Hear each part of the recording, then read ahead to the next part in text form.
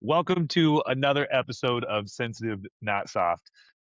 There is a version of my friend Jamar that I have on today that most people in his life now may have never met. The 19-year-old, in the streets, life was moving fast, and by every measure at that time that really mattered to him, he was winning at that time.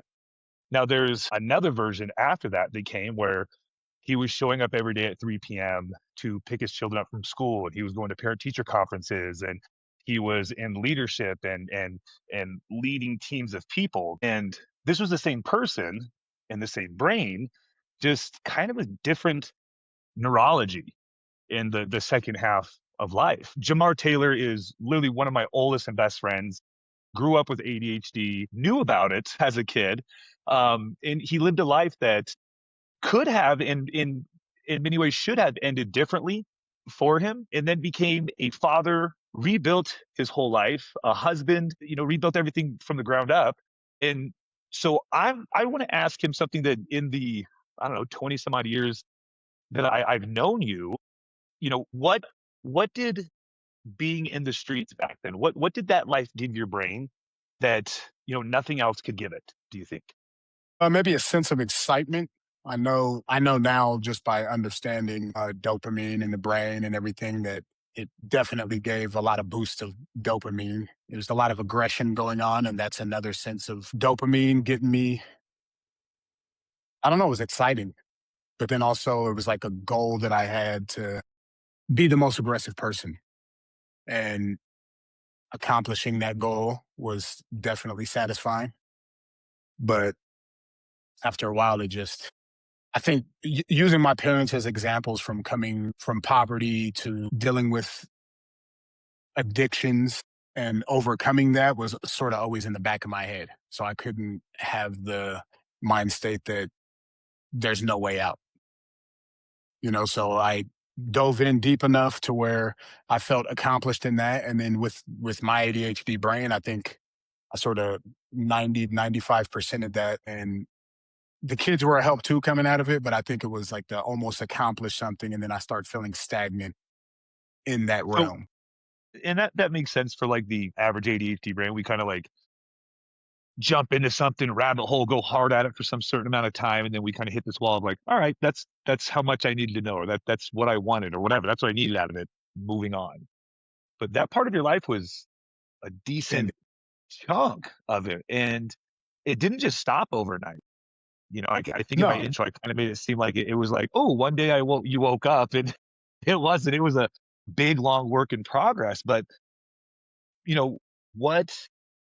What did that? Like you said, the kids, yes, but what for you kind of made you sit back and go like this isn't for me. I mean, we grew up with the same people. We grew up around the same people. Like how did you not veer that way? It was so much, we were already created momentum that way. How did you stop that momentum and I mean, go? it's the threat of what comes from that life. There's not there's at a point where you don't really give a damn, especially being hella young. The statistics were spoke to us over and over and over. You will, as a young black man, you have this much chance to get to 18. Well, 18 came, and then they're like, well, 21, you're probably gonna die by 21. 21 came, and then it was like 25. If you made it past these stages, 25, you still got another hurdle to cross. And then next thing you know, I'm approaching 30, and I'm the exact person in my mind. I'm the exact person that should have been part of those statistics because I was in that area of life where I was pushing the line. I was the aggressor, and it definitely. I mean, not to say it should have happened to me, but I felt in my mind that that would be part of it. And my chances were slim to make it beyond that, like the 1 in 3. 1 in 3 is pretty crazy. That's a crazy odd. Like chances are I'm going to end up in prison or dead. And then I had my run-ins with the law, and I sort of kept getting lucky. Like from simple things I was doing to more drastic things I was doing, I kept getting lucky. And it was almost like, I grew up religious. As a Christian, I feel like God's giving you a second chance. and why am I wasting it? Look at a lot of I got family, friends, my parents, like everybody's gone through so much and gone really deep down the rabbit hole on the rough end, and I saw a lot of them come out of it. And I saw the ones that didn't and what looked more appealing. That makes sense because I know part of your story is, and you touched on it. And it's your story to tell, but I know with growing up, you watched people you love in your life go through stuff, but not just go through it, then turn their life back around and become different humans. Do you think you seeing that actually emulated, not just people telling you you can turn your life around, but seeing people like really be in dark places with dark things and actually come around and do really good positive stuff? Do you think because you actually saw that was impactful and that helped you navigate that road a little bit? I think it was definitely like it was just something that sat in the back of my head. Like this is one part of my life I can possibly convert or change over in another part of my life. But at that time I was so enthralled in that just seemed like the way. And there's a lot of people counting on me in that realm as well, looking up to me, taking advice from me. And but I was a young kid that all my advice was criminal oriented. So What made you what made you always want to be the I kind of want to go back to the beginning because I wanted to ask this, but I kind of got taken off. But when you were in the streets and you got in it and you were thugging and whatnot, why did you want to be the most aggressive? And I ask that because some people will say, I saw people making money. I wanted to make the same money. I saw fancy cars, and that wasn't your response. It wasn't fancy cars. It was like, I don't, like I want to be the most aggressive. I want to be the most intimidating. I want to be feared. Where do you think for you that came from? Why did you want that mm, specifically? I think there's so many things that go into that. It's sort of hard to pinpoint it from because I've always been somewhat of a reader.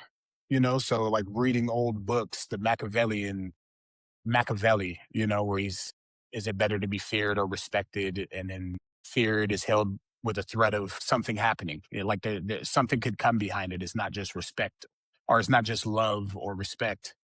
Like if there's a line that's crossed, it's an issue for you.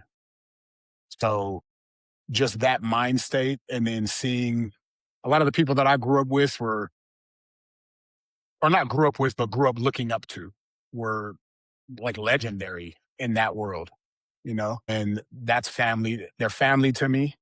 So that was like a big influence. I mean, my parents were always great influence. I mean, they had their rough times at the beginning, but in those kind of communities, you see the people that will come driving down the alley and give the kids money to race or do this, and you know what they're into. So it's like, oh, that's who I want to emulate. The guy that can come around and be able to do stuff in the community, respected to where nobody's messing with them. Nobody's coming up for no reason. If they're coming up, it's it's going to be for something extra, and then I'm ready to go there. You know, and brain fart on that one. So like, do you think it was kind of like a Robin Hood complex? Like you saw people who were like, Mm-mm. it looked like because you kind of explained people, it sounded like people kind of giving back, or was I it mean, just, it was like, I wanted to be feared. I just wanted people to like, respect was through fear. You respect me because you knew I could impose myself on you. yeah. So, And and that then was I like, mean, I've always had aspirations of doing something better or doing something that's going to make me like you said, I wasn't the guy that was going and chasing having them super nice cars and all this stuff. I was more on the aggressive side of it, but I knew that with that comes I I can get whatever I want from you because you fear me. yeah. You know what Now I mean? I want to explore that because before I go and explore that, I have to take people back to the day I met you. And it was the beginning of seventh grade. I remember walking up to York Junior High and seeing, and I was a little bit taller than average. Not much, just a little bit taller, but every kid in that grade was like a height. It was almost like a horizon of kids' heads first day of school. And then, and it was mostly white kids that we went to school with at that junior high. And then suddenly there was Jamar. There was this dude who was like in seventh grade. I don't know that you've grown more since seventh grade because you were like literally No, it was 6'5", I feel like in seventh grade, it was or it at was least 6'3". over the summer from yeah, over that summer I reached my height that I am right now. And that was your first day at that school. And Hmm. suddenly you were this 6'3", 6'4", one of 5 black kids at the school, and you were big, and everybody was like, "Who is this dude? Yeah, Holy smokes!" So it was fun. that was my first encounter with Jamar. People looked at him like, "Oh my god!" Like you're a giant. Nobody messed with you. Nobody said anything to you ever. And so that's how I met you. I want everybody to picture, those of you guys listening to this, that's a picture of that Jamar. You just see this like tall black dude. You're like, God dang. And I hung out with all the black dudes. So I walked over there. He was already with them, migrated over there. And I'm like, okay. And I meet him. I'm like, this dude's huge. Jesus Christ. You're seventh grade, my boy. And you're like fucking 6'4". This is crazy. So then you talking, I want to be the most aggressive. I want to be the most feared. I want to impose myself. Do you think that because you were big at that point? It was like, I'm so much bigger than everybody else. I'm not just a little bit. Like, I'm taller. You knew people were intimidated by you just because you were so much Yeah, bigger. for Do you sure. think maybe not in a predatory way, but just like that was that was a skill set. That was like a skill set you found. It was like, I'm bigger than everybody. I'm more aggressive. That's like, this is what I can turn to. I can, just like some people might turn to being funny when they're approached. Like, I'll be funny and I'll get out of it. But you were like, I'm naturally huge. Like, I'm just Well, gonna that rely was on that. I mean, you got to think that year when I started And going to even school moving with you guys over forward, there, it was even moving that forward, was like yeah, that was like my first year even dealing with that. And then at that point, you get to be you're a big kid. Everybody counts on you to be like a man because you're there's a like a kid. And then, stigma there. You're the yeah, biggest. You're the strongest. You're a giant. yeah. Like, you got to And then, back that up. and then you have a bunch of people that want to test it. That's one thing that I feel like most people don't even talk about or grasp because you always hear the bigger they are, the harder they fall and all this other stuff. And my thing was, I'm like, well, and then big guys are all bark and no bite, you know? So I'm like, I'll bite everybody and make me fall. So it was more like a complex, not as bad as a short Do man you feel complex. like did you get it? Maybe my perception of it is off here because if I'm thinking about Jamar at that time growing up, it was I feel like the perception was like you walk down the hall and everybody spread. But what you're saying is that did kind of happen at the same time. There's a lot of people that were like, let me see if he has this. And I can empathize with that because now as an adult, I'm a bigger guy. And when I was a professional strongman, that always would happen. I was talking to Christine about that last night. Like, I hated going to the bars and you'd walk in and dudes immediately were like, let me see how strong he really is. And you're like, Yeah. you don't have to. Or if there's ever one of those boxing hitting machines, people are like, let me see you do it. And you're like, I Yeah. don't want No. to. So I didn't, I guess I didn't realize that were people doing that like through school? Like, were people like kind of testing that part of you? Like, is he really, or do you feel like maybe they were? Maybe not through school. I mean, there were some people that I Yeah. had issues with in school, and they thought maybe kids that were around the same size as me, Okay. the Yeah. I Yonis of the remember that. world, Yeah. and Yeah. you know what Yeah. I Yeah. mean. Yeah. Yeah. So Yeah. Yeah. So then did that happen like outside of school once you was in that like, whatever, what happened? 18 to 28 realm? Like, that's when people were like, oh, this dude's big, let me see if I can, because Yeah, all the time. everybody, no matter your size, everybody in that world of like gangbanging was like was vying for the same thing. I got to be number one, and how do I show it? Violence. And what's the Yeah, best way to show it? Violence against the biggest dude. yeah. I Like could they fight call it a 10 dudes or trophy. I could fight just him. Yeah, they call it a trophy. So if I can go after this bigger guy, maybe I look aggressive. I always carried myself with a demeanor that was more aggressive, right? And it's like if I can mess with this guy, who you know what I mean. It wasn't Yeah. all the time, especially during that time. It was borderline bully material because people would act in a way, but then once I turn on, it's like, oh, he's not just barking. Like this guy's aggressive, he's coming at me, and then it's like, oh no, I don't want that problem. But I'm like, well, you've already summoned that problem, so Yeah. Here's the problem. I'm neurodivergent yeah, and I'm burning all the boats at this point, bro. I've yeah. made my decision. We have to move through. And then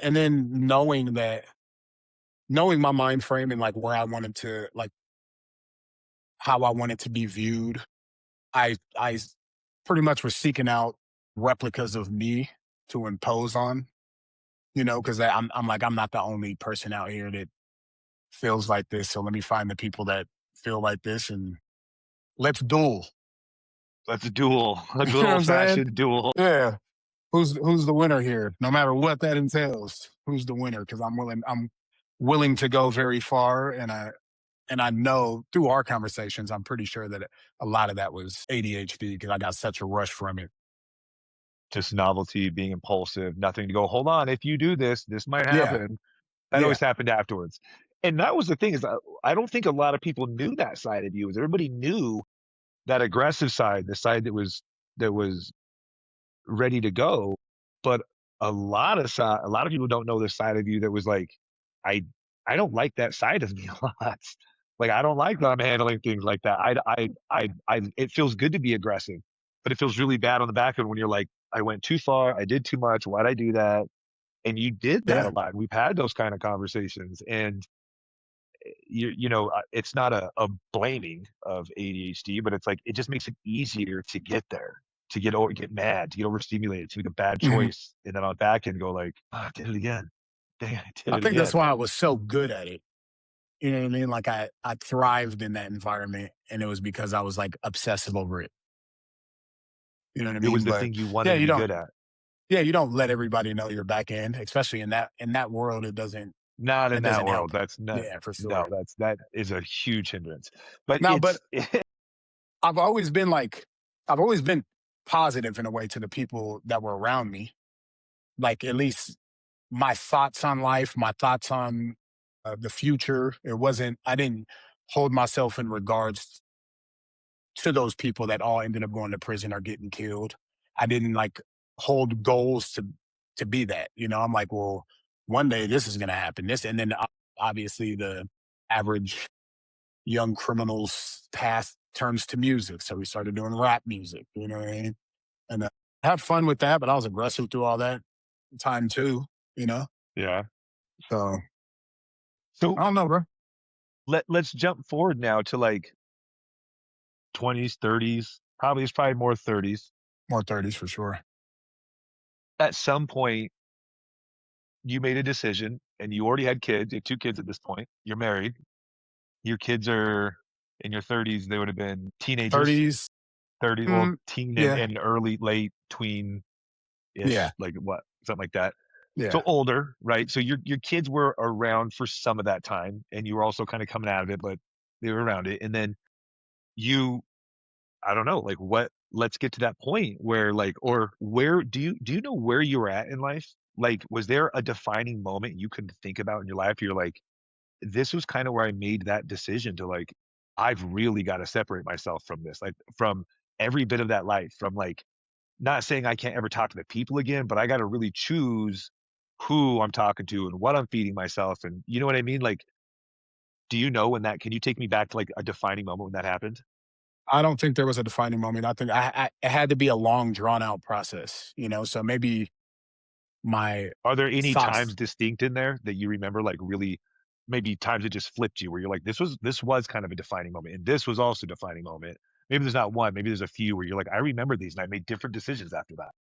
I mean, just having a family in general. I'm so family oriented, but then I'm sort of juggling these two. So at home, I'm still I'm dad. I'm a strong father, strong like role model in my kid's life, right?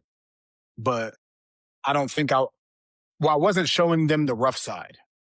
Like, granted, they were around it, but I kept conversations down around them and all these other things. Like people would come around, we'd have barbecues and stuff like that, but it wouldn't be overly showing off this life to my children. It was more like, let's keep that conversation away from.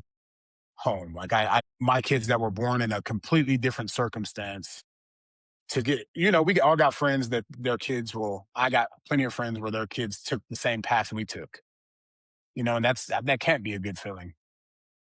You know what I mean? So it was always wanting my kids to succeed, knew to separate home from that because I didn't want knowing I had something that I was going to end up doing, but I didn't have anything solid to go off of.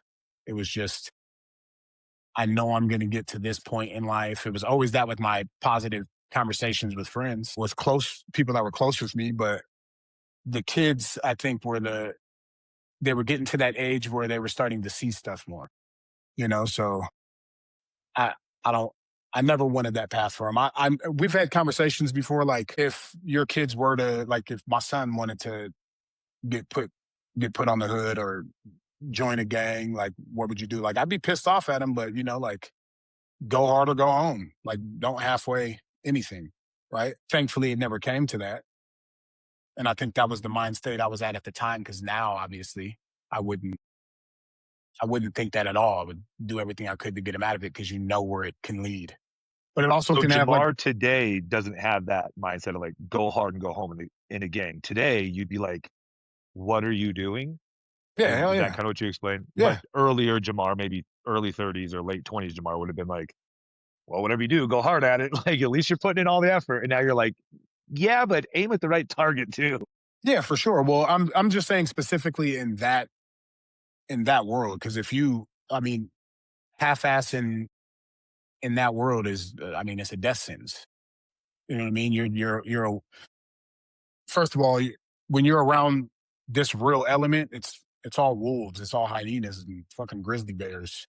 So it's not something to go out there dressed up as a bear. You know what I mean? Because one's gonna eat you. Yeah.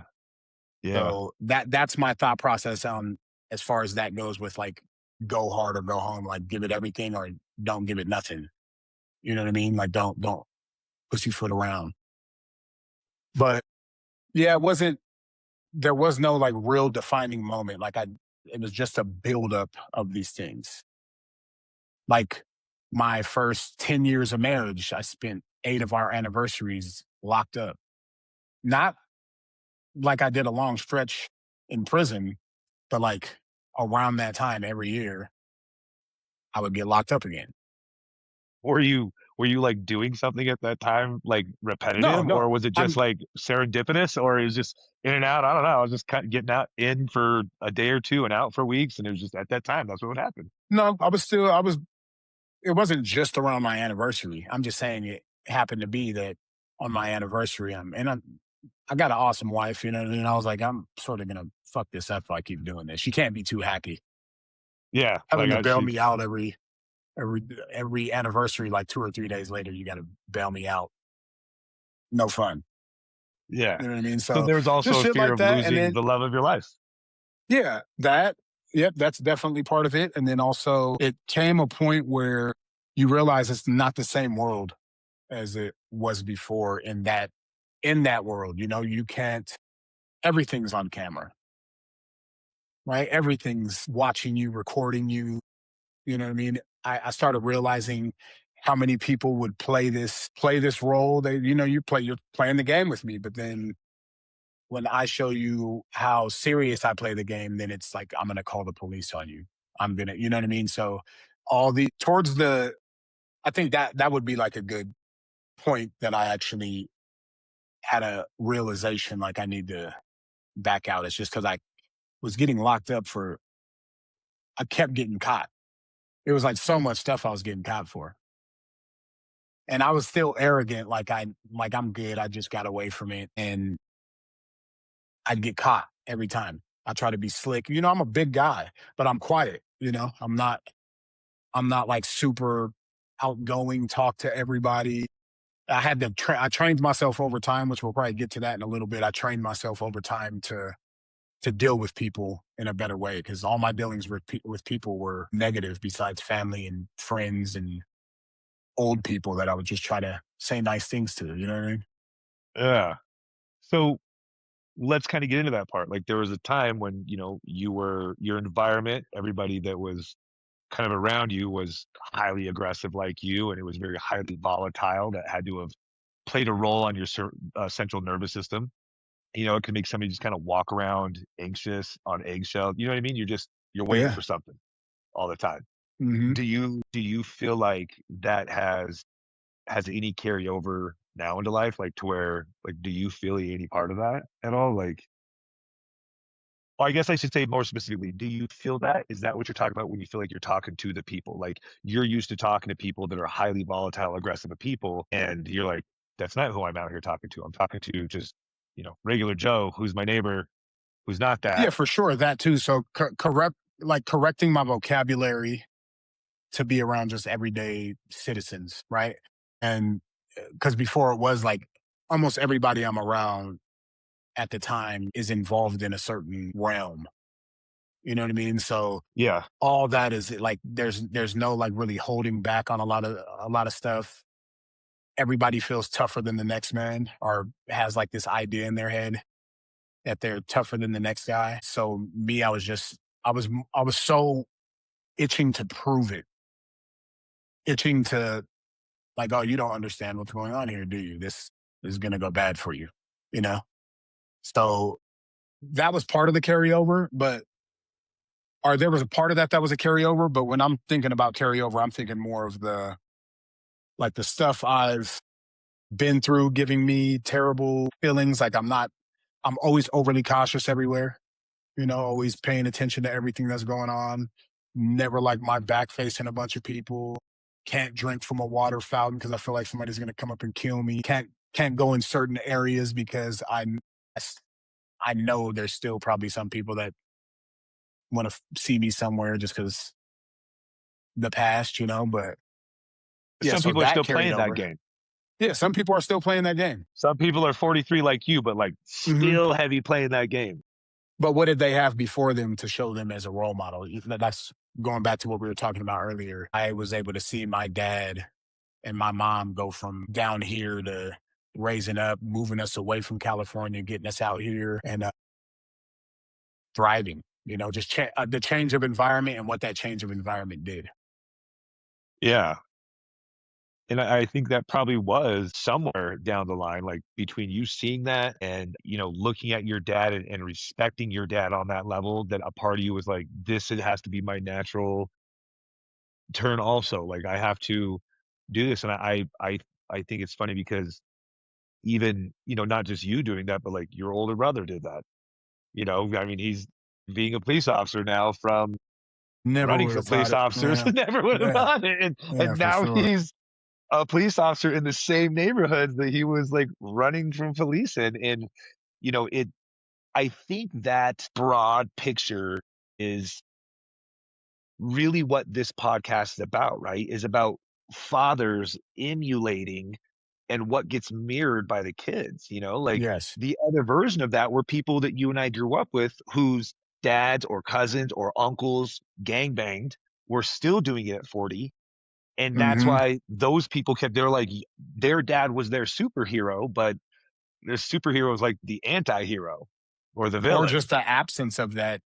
or the absence, right? Yeah. Just they were left to, and when, when there was an absence, then you're left to like the kids you hang out with and one of their dads thinks are cool. You're just kind of Yeah. like, now it's a bag in the wind. Or There's just no control. whoever's around you that's the most.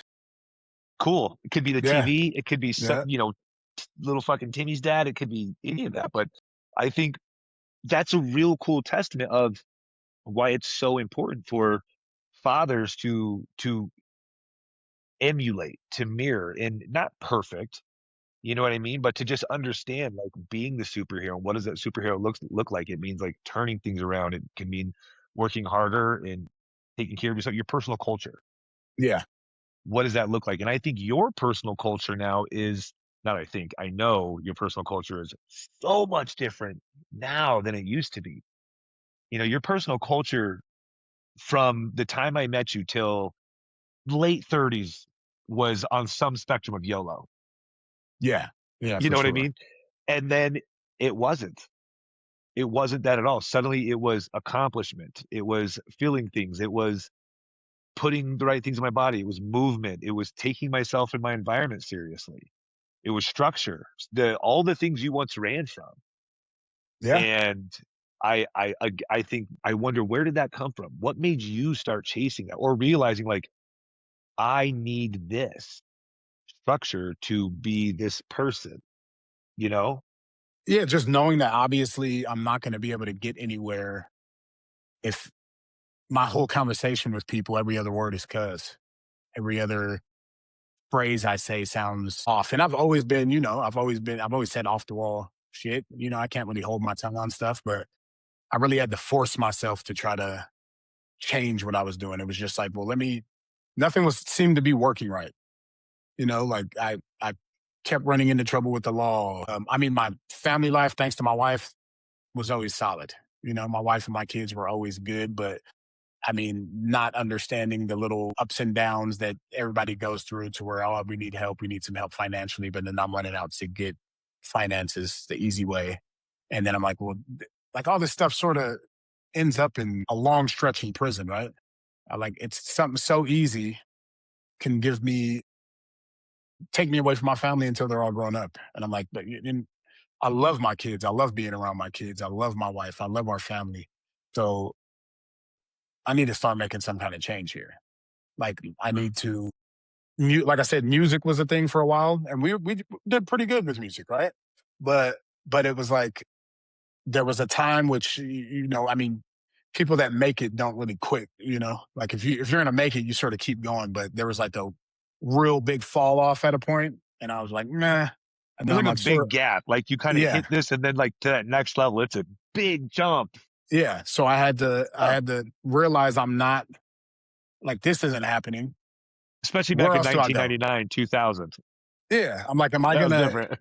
am I gonna be am I gonna just stay in the streets and try to hustle that way and do the Tony Montana thing and come up like fucking Scarface? You know what I'm saying? Which is a waste Yeah. of time. Like this is movie shit we're talking about. Like some people can, but that just wasn't what I wanted to get to. I'd rather do a little bit stack and try to put it into something else. And it was just hard to see that I sort of made nothing of life so far. So all these milestones passed where I was supposed to be dead. All these cases that could have put me away for all these years went away and were cases dropped and all this stuff, right? And then I'm like, well, so I'm still left here struggling, especially with not sticking with that path that I know I can go and do stuff easy. Like you gotta, it's a balance and options. You know what I mean? I have to weigh what this path is going to do and what this path is going to do. So I'm like, well, let me try something else. Let me see what I can do. I've gotten here in this realm, but it's clearly not going to make it to where I'm able to leave my family 50 acres of land and several houses, So what can I do to make that more just an option? Let's try to see if I can get this as an option, So let's try to get a random job somewhere. It was more like humility, let me humble myself. I went and got a job at a pawn shop where in the neighborhood that I'm around a lot, I know people are going to come in there and see me. But it was more like a humbling thing. But like I How had to did you be do humble. that? How did you, because you came from a place where you were like, you're not going to humble me. I can impose myself on you. The last thing you're going to do is humble me. And Yeah, then but I got later in parents that life, are you were like, I'm going to humble myself. I mean, think about what that looks like. Like that's a big turn in yeah. events for somebody that was like, the last thing I'm going to do. Like when you're saying you want to impose yourself on somebody the way that was, there's a little ego behind that, at some point. And because that was your easy way, that was the easiest way for you to get Mhm. to A to B. I'm big, you're not. End of story, and then suddenly you were like, I can't use that anymore. I got to humble myself and actually do something I don't really know how to do that well. I haven't done a lot of. I don't have a lot of reps in, you know what I mean? I just like, but I got to do it. Like how did you do it? Like It how was did you get literally yeah, it was that simple that I made the choice, but I didn't it wasn't like a cold turkey do you quit, remember you when you know? made that choice? Like when you're like, I got to do this. Yeah, it was pretty much when I got that job. at easy palm. But like I said, that didn't stop anything. It was just like starting on that path. Like I had to humble myself. It's a lot with my parents. I call them and I talk to my parents all the time. So, and then them being strong Christians and they go straight to the Bible and talking to me like, hey, I know my dad would be like, just be careful out there. I know you're you chose your life that you chose and you're good at it, but be careful. And then they would be like, can I pray for you?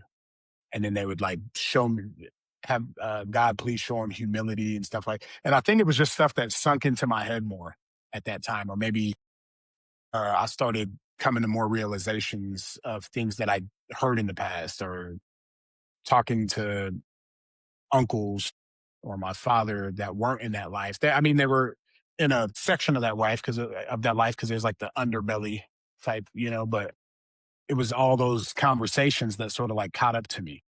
And It then like compounded, like one conversation. It was yeah, like thousands of combos finally all flooded enough into where you're like, got it, yeah, I got got to it. do this. I got to try this. And like I said, I started on the path and it wasn't nothing overnight. I was still going extra, but I had this stable part, and the stable started outweighing the other side. And I think that's where it was more of a changeover. There were some years in between that, in between me starting. Before you kind of started seeing the ROI, like I'm Yeah, seeing payoff here. exactly. Yeah, it So was the you had a ROI. good year, 2 years, something like that, of like sowing the seeds. Yeah, for sure. No, maybe How does, or less, it was a maybe long more, stretch of time. a Yeah, long it was a stretch of time of yeah, sowing the seeds before you're like, I'm actually seeing something come of this. But that is so unlike the ADHD brain, right? Like we're the marshmallow test failure students, the one where they're like, you can have one marshmallow now or wait 10 minutes, you can have two. And we're like, one now, done, yeah. But if and one now's not you, working, one now ends up being not satisfying enough after a while. I think so it's the old it wasn't you weren't satisfied by it anymore. You were like, this no, life doesn't satisfy me. yeah, It and doesn't satisfy the ADHD anymore. yeah, or maybe the threat of like what's. I started thinking about it more because, like I said, I kept getting caught for shit. I kept getting pulled over, and then I got people that are with me that are willing to go to extra extremes to get me away from being in this situation, and I'm gonna put them. I'm gonna give them life. You know what I mean? Like, no, I'm not. I'm not trying to do that. Yeah, I don't know. Do you think do you think ADHD made you a better gangbanger? Yeah, 100%. Because it was something I was Like, very do you think interested the in, and way ADHD is presented, it makes being gang affiliated like that, like you're more likely, or it looks more appealing maybe to somebody who isn't? Because it seems like if you are like being impulsive and not thinking things through seem to be kind of celebrated many times. I mean, obviously, if things go right, if yeah, if things they go go wrong, right, it's always not. But if you're impulsive, you're probably the person who's like, hey, we need you to do this bad thing. Somebody who's impulsive is less likely to go, hold on, this could go wrong. oh Somebody who's yeah, like, this is novel, fun, and exciting is like, sign me up, let's roll. yeah, it definitely made me better. That's what I'm saying. I feel like that was the It made whole it thing easy. that Like that was an yeah, easy thing for you. It was just an easy place to be. Like this just feels like I'm where I'm easy. supposed to I be. Like, loved it, and I loved it at the time. I was like because I was filled with, even if it was negative, I was filled with these fucking hits to my dopamine it was fueling me. constant too, I'll bet. But just Yeah, everything about that life is like it's like vaping now. attractive. Yeah. You know, like Yeah. everything, and then the bigger the thing, the bigger the hit. So but yeah, I just think it was like I said, I've always had that a tra- a mind thought of trajectory to success at a point, and it just took time for all the bullshit or not bullshit, but the good shit to settle in, and for me to to start getting it. And maybe that came with reading because I never liked reading as a youth in school. I was terrible in all those classes. I couldn't comprehend anything.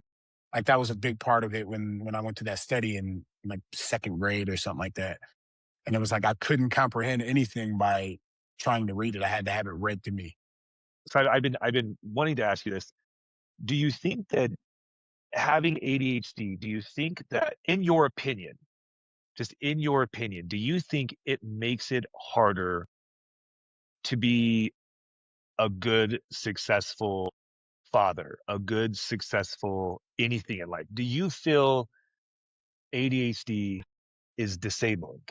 Not for everybody, but do you feel like it is for you? Because this is something I want to start asking everybody on my podcast, especially if it's something you do. Like, do you believe it's disabling? Because in my head, the way I kind of think of it is like it helped you go really hard over here at the beginning of your life. And then you had this, which felt good, right? But it really was kind of disabling on the back end because helped you, it helped you be big Jamar. I'm going to use this big part of me, right? But there was a big part of it. It seems like maybe you didn't have a lot of accomplishments with it. And so it's easy to go back to being big Jamar, big, rough and tough Jamar. And then at some point you're like, I'm going to learn how to like do things. And you started to, and it was like, you then started having these things under your belt of like, I can do more than this. Like, I'm not just stuck doing this because I'm just like a big aggressive dude. Like you learned how to like work with wood in a crazy way. You learned how to like read really hard books. You learned how to do these things that probably 16, 18, 25-year-old Jamar was like, I don't want to do, I don't care about doing, which ultimately was Yeah. probably because I can't do it. I probably can't do it.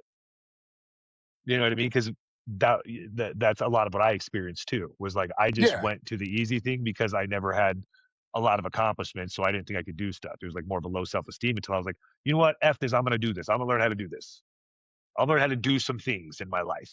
And then it got easier to be like, I can actually be more than this. Weird, Yeah. you Cause know? I was like, around the time that everything started changing up or in the midst of that, I was like, I don't really have a resume of doing anything. Am I gonna and what can I do to get to a goal of where I want to get? Right. And then I don't want to go to school to be a doctor. I feel like that would take too long. Wish I would have done it at that time. Right.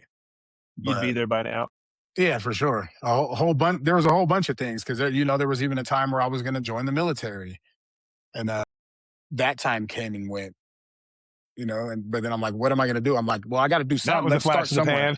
Yeah, like well, I got to start somewhere. So let me just buckle down, see where I get with nobody knowing anything about me in this world that I'm going to enter into, and just treat it like I'm a normal human because I am, right? But yeah, that shit was that was the turning point. Was just let me focus on not being part of this world or part of the world that I come from and see how far it gets me. And come to find out, people might like me a little bit. Yeah. Yeah. You're a likable guy. But do you think that your ADHD is disabling for you? Do you think it's a disability? If I'm dealing with something that I don't want to deal with at all, definitely. If I like have to do something, if I have to get this project done at this time, but it's something that I don't have a care in the world about. Yeah, I'll wait till there's 5 minutes left and create a whole presentation, and it's not going to be up to par. You know what I mean? So yes, it definitely is a hindrance in that, but not. I mean, that's a hindrance to anybody. If you really don't want to do something and you have to do it, right?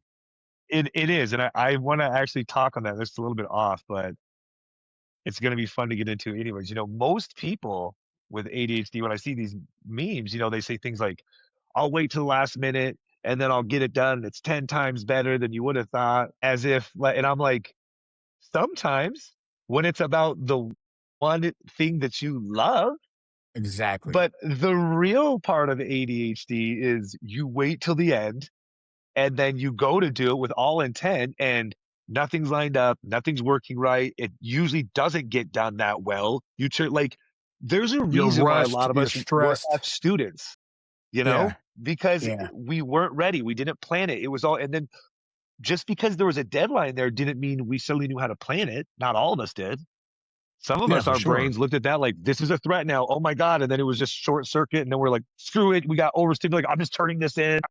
You know what I mean? We'll find an excuse why it's their fault. Yeah. And You that have was, 5 minutes to finish the test. Oh shit! I haven't done anything. All yeah. C's. See. Yeah. Like, like, so I find that interesting. I find that interesting that many times in this, those people who have a neurodivergency like ADHD, they're like, we make it, there are disabling things about it like that. It's not all rainbows of like, I can put every pattern together and I'm this and I'm like, Yeah, no, whoa there, Rain Man. That is not what most of it looks like for us. You for know what I sure mean? not. For sure It not. can look Because really bad and you have to have systems. You have yeah, to have definitely. systems. You have to. You have to. And That's the let's only way go. I can get shit You have found accomplished. a lot of success now later in life with Yeah, systems. And you used to not be this guy. You know yeah. what I mean? You were a prep guy like this. You used to just be like, it's just, well, it's going to be what it is when we get there. It is whatever, you know? And now you're like, Hmm. we got to have this and this and this and this. And how big were you implementing systems or figuring out systems for yourself to making these changes or being able to make these changes and see the success you've seen now as a father, entrepreneur, a businessman? Like how imperative are those things for you? I think it was everything. You know, I can keep spinning my wheels and being unorganized and just everything that keeps you scatterbrained, which is, I mean, get older, start caring, and you start learning about things, right? So, learning about ADHD, like I was diagnosed in like the first grade, second grade, and I didn't really know too much. Back then, they didn't know too much about it. It was that huge, big study in California. I was part of that, the biggest study there is, I guess. And, but they never really told me about it. They're just like, here, take this pill, go back to class and feel slow and like you can't pay attention to anything, you know? So they didn't teach us nothing about it. So I pretty much went through life not knowing what to do or what can help. And then learning more about it later in life, you start digging into it a lot more. So you had these aspects that I wouldn't even think to do. And you just put it in a way to where it was clear. Like, you know, if I yeah, it makes sense that if I have all my shit organized here, I can get that done. If I have a whiteboard up with what I have to do for the day, I can get this done here. You know, like just some kind of structure at the beginning, some kind of structure helped me a lot. I think, and then over time, it just had to be structured because I've had times where I've fallen back into chaos, you know. But as long as you set up these routines of things, it was like a world of difference.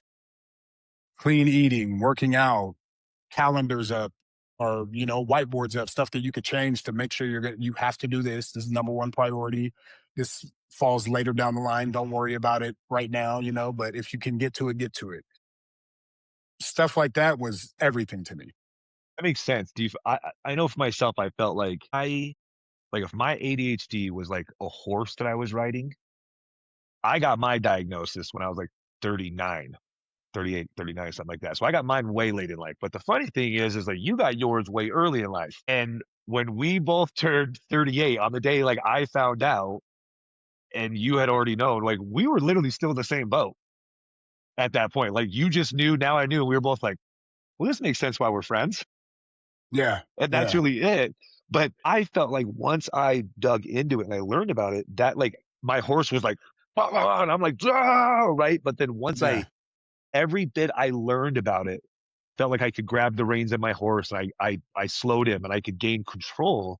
And I felt like education about it, learning about like the knowledge and how to apply the knowledge was really the game changer for me. Like, do you feel like that's what it was for hundred you? percent. And what knowledge do you think was the biggest game changer for you? That was like, this was like really helped me implement stuff. I mean, Or I think maybe it that wasn't, maybe it cognitive was just test like, was oh, okay. that cognitive test was eye opening. It's like, damn, I this explains this when I could do something to work on that, you know. But that was the biggest one. But just overall, like, what was that book? ADHD 2.0. Yeah, ADHD 2.0 was blew my damn head off. You know what I mean? I was like, That what the? one for me too. That was the Yeah, first like ADHD book I read. And I read that and I was like, you know, when you were in church and the preacher starts talking, you're like, has this dude been following me all week? Because I feel like you're talking like exactly, to me, bro. Like the stuff he was exactly. saying, I was like, oh my God. And I remember reading that and like there, and I think you said this to me too, but I remember I said this to you. I was like, it made me cry. Cause I was Yeah. like, my God, like I felt like I could just like, I'm not a fuck up. I'm not Yeah. that. Like this is Like it also sort not of an just explains excuse. so much. It Yeah. And explains not so in much a, shit. yeah. And it wasn't in that like, well, like I said, an excuse way. It was just like, No. I get it now. I get why that was happening and how I could have controlled. But then I'm also like 40. And then there's like that, Like what dang, took so long? what took so long? What if I would What have got took this so at long later? When did you feel that? Did you feel that? And if so, when did you feel that? that I wish I would have That gotten that book before? yeah, like that like kind of sense of regret of like what if, like dang. Like what When if I we would have was had this knowledge or somebody gave us this kind of knowledge at 10, I think it 15? was Like how was different would it have been? I think it was when I was watching because I was just listening to the book on the treadmill, and it just like I don't remember what point of the book that it happened at, but I was just like, whoa, like it overwhelms me. Like, damn, this is something that's understood. Like, do you know what I could have done with this? Even in my 20s, like, yeah, I was Yeah. aggressive, but if I would have understood certain shit, I would have been able to. I mean, who knows if I would have, But I feel like I would have been able to mitigate some of the shit that I was going through. Because I always What do had you people think would around me telling me like, you need to calm down. yeah, You got to be careful. You got to get out of this. You know what I mean? And to me, I'm like, yeah, right. not knowing But that was a way of you finding something to calm you down. yeah, if I would have been That able was to you read that book finding or have, dopamine to keep your stress low because you felt stressed and that was just the easiest way to keep it low. What do you think would have been different had 21-year-old Jamar read that book or just had somebody give him that knowledge, sit down with him and give that knowledge? What do you think things would have changed faster? Do you think your mind would have changed about it or not? Would anything I have mean, been different with it? I think my age right now, I'm like, oh, well, maybe I would have made the transition and started focusing up and get my shit together at a younger age. It wouldn't have went so long. But who really knows? I mean, 19, 20-year old me was, Could have just not been ready for the information either. Just like, yeah, could have yeah, just yeah, not yeah. been ready. And then don't they say your brain's not even fully finished developing until 25, your frontal And cortex or unless you're whatever? us, then it's Yeah. even further. I mean, they say on average we're about 2 to 3 years kind of prior to, which makes sense when I see it in kids. But as an adult, many times I don't know, man. There were so many times from the age of like 25 up until I mean, I'm 43 now, and it doesn't happen as much now, but it does. But through that time, there were so many times I remember thinking to myself like, why does everybody else seem like they got a booklet on being an Yeah. adult and I'm not? Like every person I was around, I was like, why do I feel so childlike around you? Like you had your life together, you're doing this and paying your bills on time makes sense and careers make sense. And in my head, I know it's important, but it not enough for me to behave. There wasn't enough ROI to Yeah. behave in the way at all. And I was Yeah. just Like, like, why am I like this?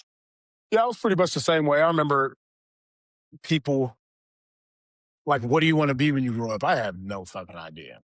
Motherfucking hustler. You better ask Yeah. somebody, right? Yeah, you know what I mean? Like I have no idea. And then the time comes like, well, I'm grown up. What do I want to be? I still don't know. But it did seem like everybody else was sort of just a little more aligned. And I always Mhm. knew I had I was diagnosed ADD. So the main thing that was told to me about it was like if you see a fly on the wall, you're gonna look at it. Like you're quick to lose You're distractible. concentration. Yeah, like not all the other stuff. And I noticed the distractible, Mhm. but They what gave you about like all the this other super stuff? face value version where you're Yeah. like, yeah, obviously you can see that. But they Yeah. And didn't that tell was you it. about like the cool stuff. Like, oh, you forgot to tell me about limerence, how I easily just fall for people and that kind, you know what I mean? Like Hmm. breakups are going to be the worst feeling in the world for me and decision paralysis. And if somebody tells you what to do, even if that's the right thing to do, you'll burn every boat and not do it just because, like But people yeah. didn't tell you that Yeah. stuff. Yeah. Like these ultimatums that I'm just so far on my side with on purpose. Like this is Hmm. you give me an ultimatum, I'm gonna make it to where you have to leave. You know Even what I if the mean? Like it's ultimatum is bad for me What in the end, benefit? it's like I'll choose that one because I'm like, you're Mhm. not going to tell me what to do. Like I saw a Facebook post from a guy this morning, and it said, he said, comply might be the word I hate the most in the English dictionary. When somebody says comply to me, it makes me want to just aggressively do the opposite. And I was like, bro, when somebody says comply to me, immediately I'm like, hold my beer, watch this. I'm not Yeah. complying. Mhm. I'm gonna go so hard against the opposite now. It makes such a ruckus. And if somebody was like, why are you gonna do that? I'm like, I don't know. Because I know it's a bad idea. I know I'm gonna get in trouble. I know bad stuff is gonna happen, but I can't get me to care enough about that. The only thing I can care enough right now is for this person to feel that. And I don't know why. That's a Yeah. crappy feeling to deal with when you're like, I know it's terrible and I can't stop doing it. It's like a Like I'm already tractor beam. there. Yeah. Yeah, It's I got already, sucked in. I this is can't in stop motion. this. Yeah. Yes. It's a freight train and this thing got to 200 miles an hour so fast. Yeah. And also, I mean, this train I has no still deal with brakes. that shit. Yeah, Even till this day. knowing about it, it's like I can't hold it back. I could Yeah. tell somebody to their face, like, look, don't give me an ultimatum. Don't do this because I'm gonna go hard the other way. Yes. 5 minutes later, an ultimatum is given, and here Now I'm you like, are. I'll now I try to have to hold prove my back. points. Yeah, I'll try to hold back, but I'm never gonna hold back on this. I It's really hard. have to be able to think about it. Yeah, and it gets very hard, and that's part of that when you're a 43-year-old and you see your friends that can, you're like, why can't I make this decision that I know I should do? Like Yeah, I consciously in the moment know it is I should do. It's not me being blacked out to it. In that moment, I can tell you I should do that. But in that moment, I am so dead to that idea also yeah, that I just can't. And that I shouldn't say I can't. I can, but I have to get a lot of reps in. I have to like really break that whatever's happening in that moment, like snap out of it somehow. yeah, You know, it's really, really tough. And when you're 43, it for me, it makes me feel worse as a father, as a leader, to like react like that, to let somebody have my emotions like that. You know, yeah, when I was 21, it was like, he's 21. That's what he's doing. He's full of yeah. It's testosterone. And yet, easy. at 43, you're like, you look like an asshole, dad. Stop. Yeah. You know what I mean? You look like a dick. Once you go simmer down and everything, all the dopamine leaves Yeah. or gets put back in its place or whatever, then it's like post nut clarity Yeah. You're like, what before did I aggression. do? Yeah. Yeah. Why did I do that? That was wild. That was Yeah. wild. I find myself apologizing to people a lot more nowadays. Or sitting down to have a conversation with them, like, look, man, Look, I messed up and I'm sorry, which is something that I yeah, wouldn't have done earlier in life. I would have been like, they know, I know. We'll just act like it didn't happen tomorrow. yeah, I'll definitely, Accountability is like a big one for you too, then yeah, being more accountable. Do you think that mhm, actually has been a like you forcing yourself to be accountable stuff that's helped you change your actions maybe? for sure, How do you feel like for that? Like sure. what like Like what? Give an example type. so Is that like what you're asking me? well no, not to give an example, like how do you think that change? So like going through the act of like, you know what? I did mess up. Let me have the conversation. You have that conversation. Do you feel like after having so many of those conversations, it has helped the way you think? It has helped you, you know what I mean? Do you feel like Yeah, it definitely. helped you Because now, to have those or to put yourself like humble yourself, like you talked about earlier, to humble yourself enough to like, yeah, hey, look, not cool. I'm sorry, man. because those reps were put in, so I'm going for what I know after a while. It makes it a lot easier to like it expect, and then seeing the outcomes. You're not seeing all negative outcomes. Maybe you're set to, I've been set this way for so long. And then when I go to change it, like there's a positive outcome. Like it's working for the betterment. And then doing that here and there, like whenever I'm having those moments, it definitely makes the next one easier. Like each one gets easier. And then your brain starts to like think of it in that way. Like, well, if I'm going to end up apologizing, like maybe it mitigates something that you do in the future. So I'm not going to snap now. I'm not going to overreact to this because I know where it gets me. And I know I'm going to be like, hey, my bad, and we'll be in a good place afterwards. So why even deal with it? If I, because you know, my brain, if I could catch on to that thought in a moment, it it works. And that's if I could catch on to that thought because I'm running through 1,700 scenarios in a 10-second period. If I could You catch have the a fast positive one, processing brain. I've seen yeah. it. So Processes quick things. if I could do that, if I could do that in the midst of having one of these situations, then definitely I'm taking that route. The apologizing route. Yeah, the apologizing because I know what it does. But I mean, like I said, there's still times where I can't help it because the shit. So I might grab onto this other thought so quick that makes me fly off the handle. Do you typically Or not find fly yourself off the handle. That's extreme for nowadays. I'm not really flying off the handle too much. it just overstimulates you enough to, Yeah, you know, say like I something crappy or want to whatever it run is? this biker off the road, but I'm not going to. I'm gonna make a better decision Yeah, I today. get it. This is gonna be bad. You know. Do you think that's age has something to do with it too? Just getting older and wiser?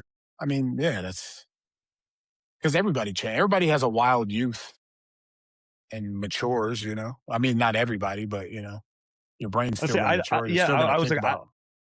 we talk about it all the time.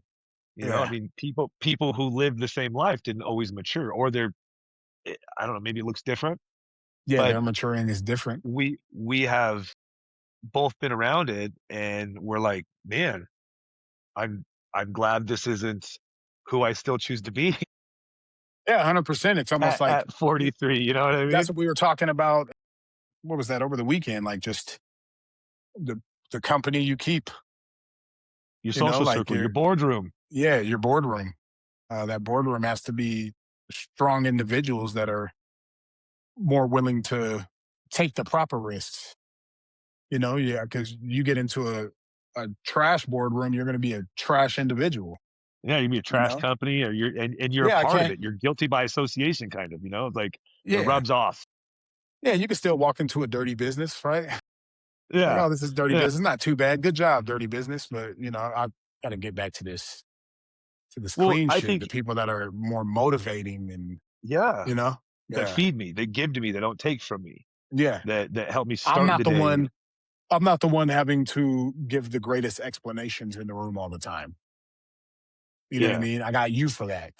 You could break you could break down all the technical aspects. Like I could talk to you about stuff, and you're like, yeah, well, you know, this is what's happening, and but you know, it's more it feeds you. Yeah, like what were you talking about? Having your cup full, like it pours into you. It's like pouring into yourself as opposed to pouring yourself into everybody else. And then they take that shit and make it muddy. yeah, yeah. Do you think it's important that, if you have a boardroom, whoever that may be, and however many people that may be, do you think, not maybe, do you think it, is it important to you, or is it something that you focus on, that you make sure you're bringing things to that boardroom? Because I think that's an important part, like that Yeah, everybody, whoever your boardroom is, everybody should be trying to bring. Everybody's in that boardroom for a different purpose, and they have a thing, and they should be trying to bring 100% of that thing for the man next to them in that boardroom to make yeah, for this sure. You have to be company able to great. contribute. You know what I mean? You have to contribute. You have to do your part, or else you're the part of the circle that's going to drag them down. You know what I mean? I don't want to be How a. how do you how do you find yourself being able to, not, what do you personally do to make sure that you can contribute? For the guys out there, they're like, I want to be that, but like, how do I do that? How do I make sure I can contribute when I'm going to hang out with my friends, and I'm not just like, oh, did you see that hot chick on this and that? Like, there's actual real good conversation happening. Like, what do you do? I mean, I just Because you first bring of a all, I lot of know stuff what to we're. combos. Yeah, You I know know, we're going to be. I know there's certain things that we're going to talk about, and some of those things are things that I'm very interested in too.